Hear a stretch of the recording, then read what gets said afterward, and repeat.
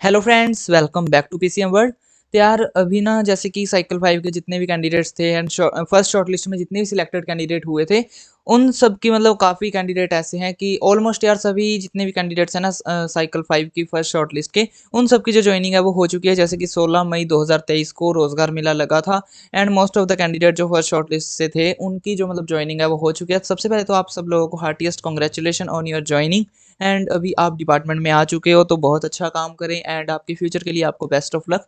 तो जैसे कि अभी आप लोगों की ज्वाइनिंग हो चुकी है तो अभी आप लोगों के मन में सबसे पहला डाउट आ रहा होगा कि भैया हमारी जो सैलरी है वो कब से स्टार्ट होगी, हमको अपनी जो फर्स्ट सैलरी है वो कब मिलेगी एंड क्या उसके लिए हमको कोई डॉक्यूमेंट्स वगैरह भेजने होते हैं या फिर नहीं, और अगर भेजने होते हैं तो कहाँ पे भेजने होते हैं। तो आपका यही डाउट क्लियर करने के लिए आज मैं ये वीडियो आप लोगों के लिए बना रहा हूँ, जिसमें आपको पता लग रहा होगा कि आपको अपनी सैलरी स्टार्ट करने के लिए कौन कौन से डॉक्यूमेंट भेजने होते हैं, कहाँ पे भेजने होते हैं।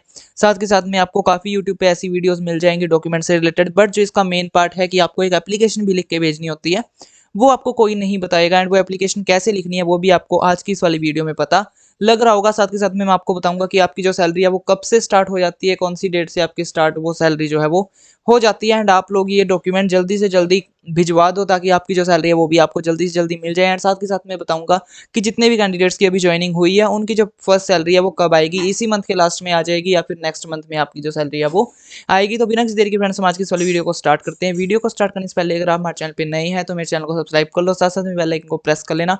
एंड अगर आपको आज की वीडियो अच्छी लगी तो वीडियो को लाइक करें, ज्यादा शेयर करें। एंड चलिए फ्रेंड्स हम आज की वीडियो को स्टार्ट करते हैं।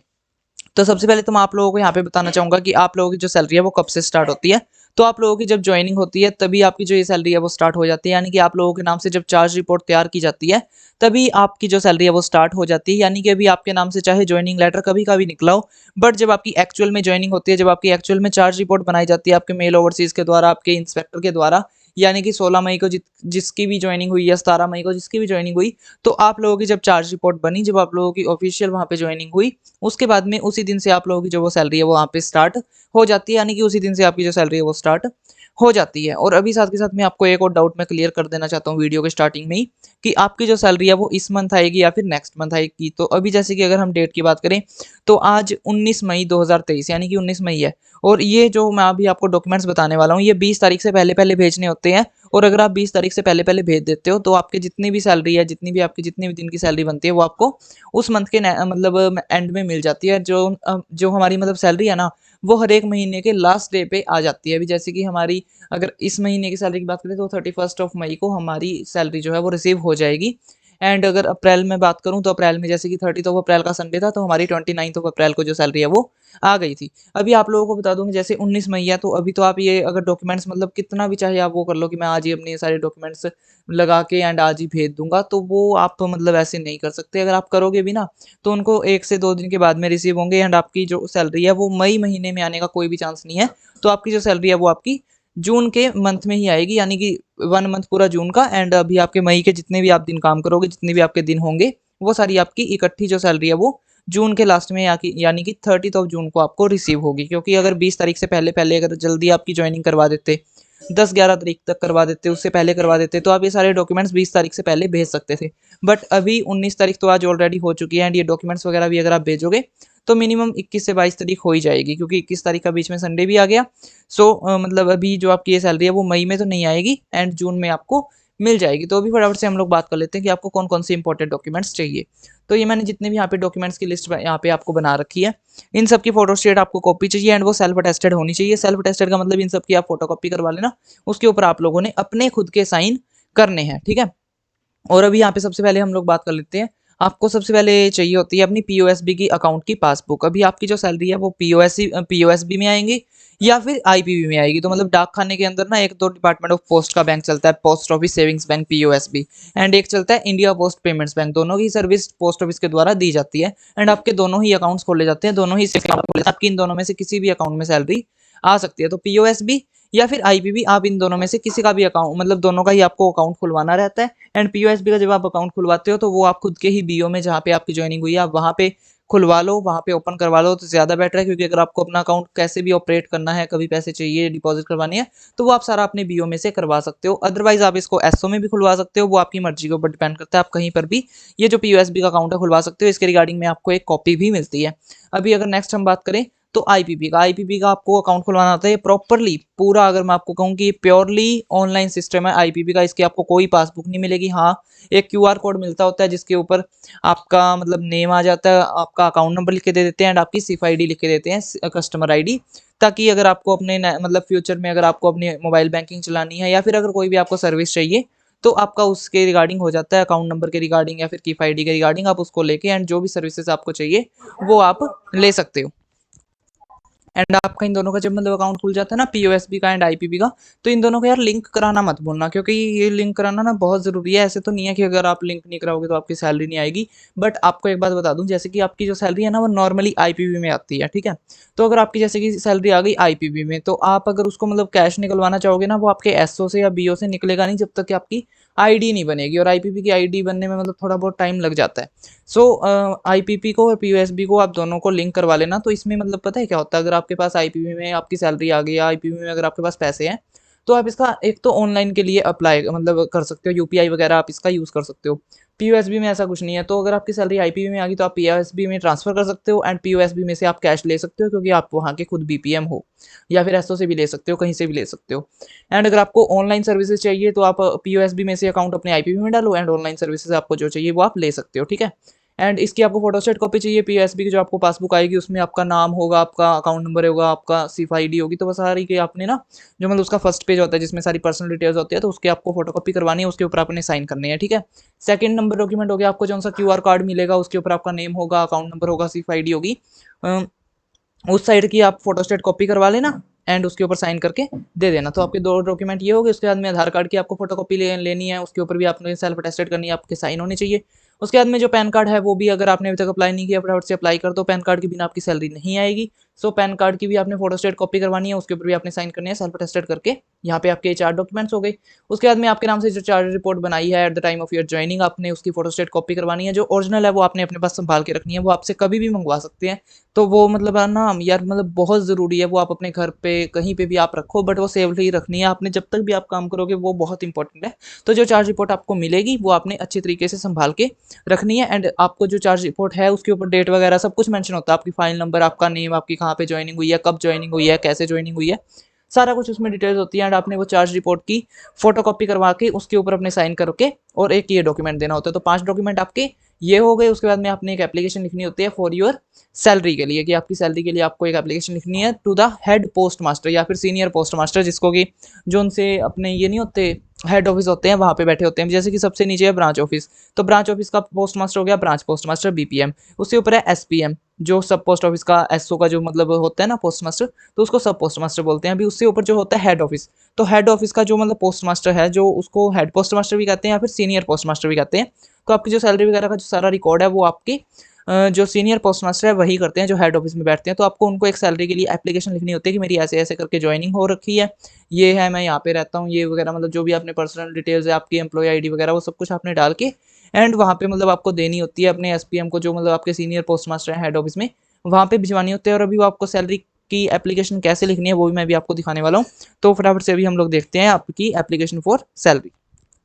तो यहाँ पे आप लोग देख सकते हो ये है एप्लीकेशन फॉर सैलरी। आपको अपनी एप्लीकेशन लिखनी है सैलरी के लिए, और ये ऊपर वाला आप एज इट इज़ मत रखना, ये इसको काट देना। एंड यहाँ से आप जो है ये पूरी एज इट इज़ जो मैंने मतलब बनाई है ना यहाँ पे एप्लीकेशन, ये आप एज इट इज़ लिख सकते हो। अभी यहाँ पे आपको थोड़ा सा समझा दूँ कैसे क्या करना है। तो देखो, सबसे पहले तो द पोस्ट मास्टर, ये आपको सीनियर पोस्ट मास्टर को भेजनी है। Name of your head office, आपको अपना हेड ऑफिस आपका जो भी पड़ता है वहाँ पे आपको भेजनी है। अभी जैसे कि हमारा यहाँ पे लुधियाना हो गया division office, and head office हमारे यहाँ पे 2 है, जगराऊँ है और खन्ना है। तो हमारा हेड ऑफिस पड़ता है जगराऊँ, तो हमको जगराऊँ के हेड पोस्ट मास्टर को, जो वहाँ पे पोस्ट मास्टर है, वहाँ का हम नाम लिखेंगे। तो आपने सिंपली आपका जो भी बीओ में हेड ऑफिस पड़ता है, आपके बीओ का जो भी हेड ऑफिस पड़ता है, देखो बीओ से ऊपर एसओ, एसओ से ऊपर हेड ऑफिस, तो जो भी आपके बीओ का हेड ऑफिस पड़ता है आपने उसके हिसाब से अपना जो हेड ऑफिस का यहाँ पे नेम लिख देना है। ऊपर आ जाएगा the post master head office, उसके बाद में डिस्ट्रिक्ट आपका जो भी पड़ता है वो आपने यहाँ पे लिख देना है। उसके बाद में डेट, आप जिस भी डेट को ये एप्लीकेशन भेज रहे हो वो आपने यहाँ पे डेट मेंशन कर देनी है। उसके बाद में सब्जेक्ट यहाँ पे आ गया रिगार्डिंग पे ऑफ मंथ 2023। तो अब यहाँ पे आपको मंथ कौन सा लिखना है जब आपकी ज्वाइनिंग होगी, यानी कि अभी आपकी मई में ज्वाइनिंग हुई है तो आपको यहाँ पे लिखना है मई 2023। और ये ऐसे नहीं है कि आपको हर मंथ भेजनी पड़ेगी, सिर्फ आपको एक बार भेजनी है। जैसे कि अभी आपकी ज्वाइनिंग हुई है तो आपको सिंपली अब की बार भेजनी है, एंड जब आपकी फर्स्ट सैलरी आ गई तो आपकी नेक्स्ट मंथ से अपने आप ऑटोमेटिकली जो सैलरी है वो स्टार्ट हो जाएगी। तो आपको ये सिर्फ वन टाइम भेजनी है, आपको ऐसे नहीं है हर एक महीने भेजनी है, सिर्फ आपको एक बार ही ये भेजनी है, ठीक है।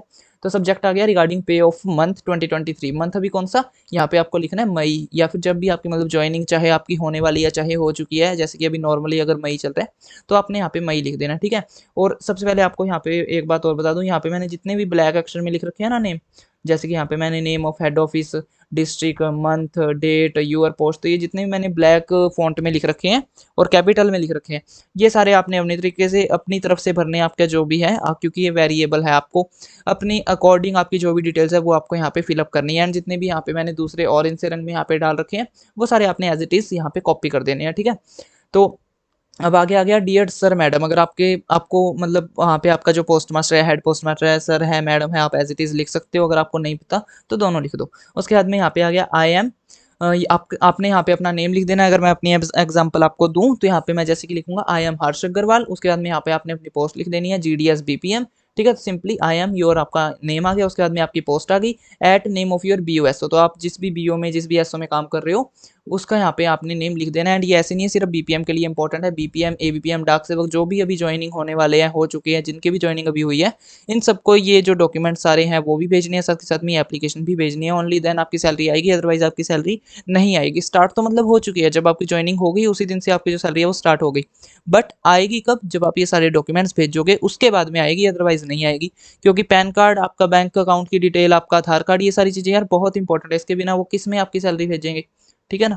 तो इसलिए यहाँ पे आ गया फिर आपका नेम ऑफ बियर और SO, I had taken charge as this post, तो अभी आपने यहाँ पे अपनी पोस्ट लिख देनी है, आप जिस भी पोस्ट के ऊपर सिलेक्ट हुए, जिस पे भी आपने चार्ज लिया है, at name of your BOSO, जहाँ पे भी अभी आप काम कर रहे हो, on date on which you took charge, तो अभी आपने जिस भी डेट को चार्ज लिया है वो आपने यहाँ पे डेट मेंशन कर देनी है, यानी कि आपकी ऑफिशियल ज्वाइनिंग जब भी हुई है आपने यहाँ पे मेंशन कर देनी है। अभी कईयों की 16 मई को भी हुई होगी तो आप 16 मई 2023 लिख दो, कईयों की 17 मई को भी ज्वाइनिंग हुई होगी तो आप 17 मई 2023 लिख दो, तो एज इट इज़ यहाँ पे आप लिख सकते हो। अभी यहाँ पे फर्स्ट पैरा जो है वो कंप्लीट हो गया। अभी यहाँ पे हमारा पूरा पैरा क्या बन गया, देखो आई एम हर्ष अग्रवाल, सबसे पहले आपने नेम बता दिया GDS BPM at this BO या फिर SO, ठीक है। तो यहाँ पे आपने पहले इन्फॉर्मेशन दे दी कि मैं ये हूँ, मैं ऐसे सिलेक्ट हुआ हूँ, यहाँ पे सिलेक्ट हुआ हूँ। उसके बाद में I had taken charge as GDS BPM, तो मैंने GDS BPM के तौर पे चार्ज लिया है इस BO या फिर SO में इतनी तारीख को, ठीक है। जो भी आप यहाँ पे तारीख भरोगे, जो भी आप यहाँ पे डेट भरोगे वो यहाँ पे आ जाएगी, ठीक है।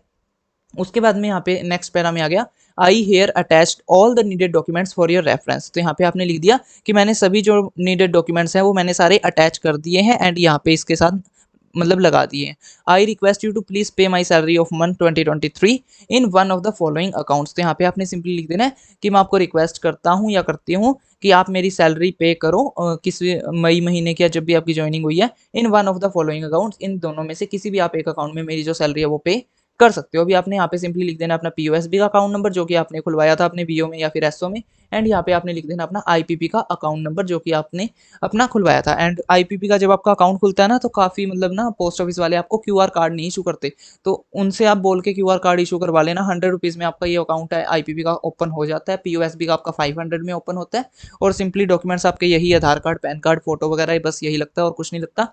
और IPP का QR कार्ड जरूर से ले लेना क्योंकि यार वो बहुत ज़रूरी होता है, उसके ऊपर आप अपना अकाउंट नंबर भी लिख लेना, अपनी सिफ ID भी लिख देना। तो IPP का मतलब ना QR कोड मैं तभी आपको बार बार मैं इसीलिए कह रहा हूँ क्योंकि काफ़ी इशू नहीं करते हैं काफ़ी सारे जो मतलब होते हैं BPM, बट आप इशू जरूर से करवा लेना। आप कहीं से भी ये जो IPP का अकाउंट है वो खुलवा सकते हो, जहाँ पे आपकी ज्वाइनिंग हुई है, अगर वहाँ के ABPM की ID बनी हुई है, BPM की ID बनी हुई है, वहाँ से बनवा सकते हो, IPP का अकाउंट खुलवा सकते हो, या फिर आप किसी भी SO में भी खुलवा सकते हो, वहाँ पे भी पोस्टमैन्स की ID बनी होती है, या फिर अगर आपके आसपास में कोई और BO है, कोई BPM है, देन आप उनकी तरफ से भी खुलवा सकते हो IPP का अकाउंट। एंड POSB का अकाउंट जो है वो मस्ट है कि आप अपने BO में ही ओपन कर लो क्योंकि उसमें यार आपको सर्विसेज अच्छी मिल जाती है। बाकी खुलवाने को आप देखो कहीं पर भी खुलवा सकते हो, ऐसा कोई इंपॉर्टेंट नहीं है कि BO में ही खोलना चाहिए, बट फिर भी अगर BO में खोलोगे तो ज़्यादा मतलब बढ़िया बात है क्योंकि आप एक्सेस कर सकते हो उसको, ठीक है। उसके बाद में यहाँ पे सिंपली आ गया थैंकिंग यू योर्स सिंसियरली, यहाँ पे आपने अपना नेम लिख देना है जैसे कि Harsh Agarwal GDS BPM at this BO, जो भी आपकी BO का नेम है। उसके बाद में यहाँ पे अपने सिग्नेचर कर देने हैं एंड जो भी मैंने अभी आपको डॉक्यूमेंट्स बताए थे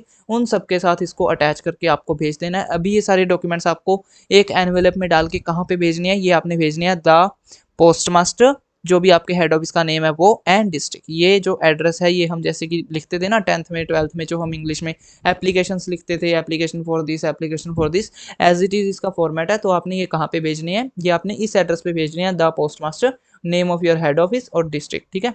तो आपने ये सारी चीज़ें लगा के एंड अपने हेड ऑफिस में भेज देनी है। जल्दी से जल्दी आप ये मतलब जितनी जल्दी आप भेजोगे ना डॉक्यूमेंट्स, उतनी जल्दी आपकी जो सैलरी आपको रिसीव होने के चांसेस हैं। बाकी हाँ, अभी तो देखो इस महीने तो आएगी नहीं सैलरी। इस महीने तो आप ऐसे सोचो कि आपने ये सारे डॉक्यूमेंट्स भेज दिए, तो हाँ, बस आपका जो मतलब प्रोसेस है ना वो सारा कंप्लीट हो जाएगा एंड आपकी नेक्स्ट मंथ जो सैलरी है वो 100% आ जाएगी। बट अगर आप अभी भी इसको लेट करोगे, अगर आप अभी भी नहीं भेजोगे, आप सोचोगे नहीं मैं थोड़े दिन रुक के कर दूँगा, तो उसमें पता है फिर क्या होता है, उसमें फिर आपकी सैलरी काफ़ी दिनों के लिए अटक जाती है, आपको काफ़ी फिर टाइम लग जाता है। क्योंकि जैसे कि नए बंदे होते हैं ना, जैसे कि आपकी नई जॉइनिंग हुई है, तो पहले आपकी एम्प्लॉयी आईडी बनेगी, उसमें थोड़ा बहुत टाइम लग जाएगा, आरआईसीटी डिवाइस आपके नाम करने में थोड़ा बहुत टाइम लग जाएगा। उसके बाद में कई बार सिस्टम नहीं चलता, तो फिर आपकी सैलरी जो है वो काफ़ी मतलब लॉन्ग टाइम पीरियड में चली जाएगी। तो जितनी जल्दी हो सके उतनी जल्दी आप ये सारे डॉक्यूमेंट्स भेज दो, ताकि आपकी तरफ से जो सारा प्रोसेस है, सारा काम है वो क्लियर हो, सारा अप टू डेट हो एंड आपकी जो सैलरी आपको जल्दी से जल्दी रिसीव हो जाए। एंड साथ के साथ में एक बात और, जितने भी कैंडिडेट हो सबके जो पैन कार्ड अगर आपने अभी बनवाए हैं तो वेल एंड गुड, बहुत बढ़िया है। बट अगर आप में से किसी भी कैंडिडेट का जो मतलब पैन कार्ड अगर पुराना बना हुआ है, तो उसको आधार कार्ड के साथ लिंक करना मत भूलना। क्योंकि अगर आपका आधार कार्ड के साथ पैन कार्ड लिंक नहीं है, तो 30/6/2023 के बाद में जैसे कि गवर्नमेंट के रूल्स के अकॉर्डिंग आपका जो पैन कार्ड है वो काम करना बंद कर देगा एंड आपके जितने भी अकाउंट्स हैं, आपका जितने भी पैन कार्ड के साथ आप सर्विसेज ले रहे हो, आपकी सैलरी सब कुछ फ्रीज हो जाएगा, सब कुछ बंद हो जाएगा, यानी कि सब कुछ अटक जाएगा आपका काम। तो पैन कार्ड को आधार कार्ड के साथ लिंक करना मस्ट है, उसको जरूर से लिंक कर देना। और अगर आपको मतलब यार नहीं पता है कि पैन कार्ड को आधार कार्ड के साथ कैसे लिंक करना है या फिर उसको कैसे चेक करना है, तो आप कमेंट सेक्शन में मुझे बता देना, मैं उसके ऊपर एक सेपरेट वीडियो बना दूंगा। बाकी आज की वीडियो फ्रेंड्स हम लोग इतना ही रखते हैं। अगर आपको आज की वीडियो अच्छी लगी तो वीडियो को लाइक करें, ज़्यादा शेयर करें एंड अगर आपने अभी तक मेरे चैनल को सब्सक्राइब नहीं किया तो फटाफट से मेरे चैनल को सब्सक्राइब कर लो, साथ साथ में बेल आइकन को प्रेस कर लेना। एंड अगर आपको कोई भी डाउट्स हो, कोई भी क्वेरीज हो, देन इंस्टाग्राम पे आ सकते हैं। इंस्टाग्राम आईडी का लिंक आपको डिस्क्रिप्शन बॉक्स में मिल रहा होगा। तो मैं मिलता हूँ आप लोगों से नेक्स्ट वीडियो में। Thanks for watching.